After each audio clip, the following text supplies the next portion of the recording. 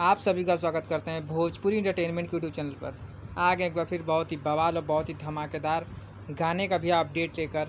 जो अपडेट है अहिरान star mister Tuntun Yadav ji का, आज सुबह ही बहुत ही बवाल और बहुत ही धमाकेदार गाने को भी रिलीज़ कर दिया गया है। जैसा कि आप सभी लोग स्क्रीन पर देख पा रहे होंगे, जिस लाजवाब और बेहतरीन गाने का नाम है भैया गद्दारी करबू। इस गाने को भी रिलीज़ किया गया है BM म्यूज़िक भोजपुरी के ऑफिशियल यूट्यूब चैनल पर।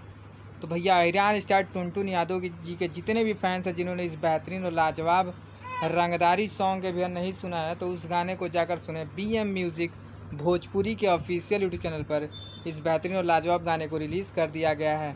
वहीं पर इस गाने की बात की जाए तो इस गाने को भैया गाया है टुनटुन यादव जी ने और उनका साथ दिया है शिल्पी राज जी ने। वहीं पर इस गाने में भैया फीचरिंग करते नजर आ जाएंगी ज्योति सिंह जी, जो कि बहुत ही बेहतरीन और बहुत ही लाजवाब एक्ट्रेस हैं।